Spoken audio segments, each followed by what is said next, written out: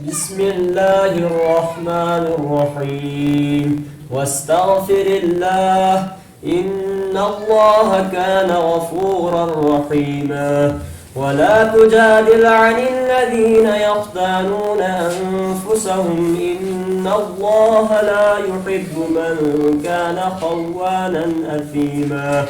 يستغفون من الناس ولا يستغفون من الله وهو معهم إذ يبيتون ما لا يرضى من القول وكان الله بما يعملون محيطا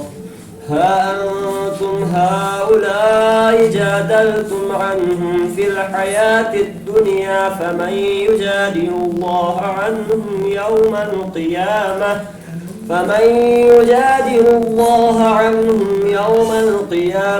أم من يكون عليهم وكيلا ومن يعمل سوءا أو يظلم نفسه ثم يستغفر الله يجد الله غفورا رحيما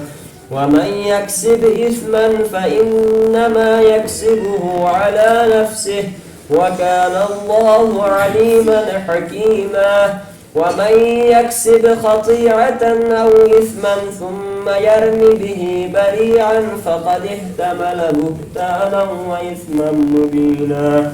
ولولا فضل الله عليك ورحمته لهمت طائفة منهم أن يضلوك وما يضلون إلا أنفسهم وما يضرونك من شيء وأنزل الله عليك الكتاب والحكمة وعلمك ما لم تكن تعلم وكان فضل الله عليك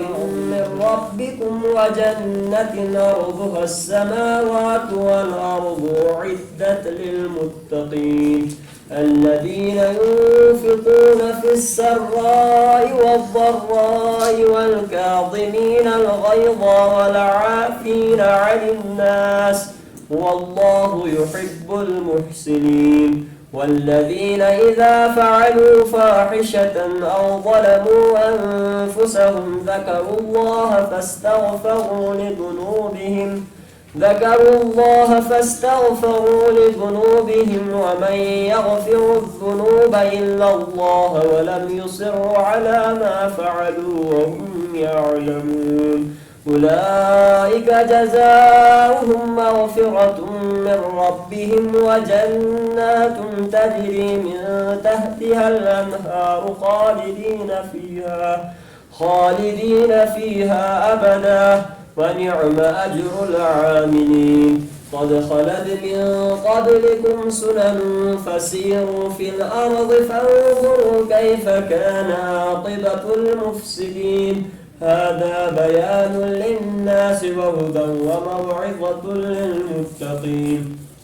ولا تهنوا ولا تحزنوا وأنتم الأعلون إن كنتم مؤمنين إن يمسسكم قرح فقد مس القوم قرح مثله وتلك الأيام نداولها بين الناس وليعلم الله الذين آمنوا ويتخذ منكم شهداء والله لا قتلتم لإلى الله تحشرون فبما رحمة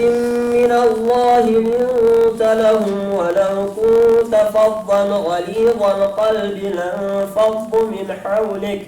فاعف عنهم واستغفر لهم وشاورهم في الأمر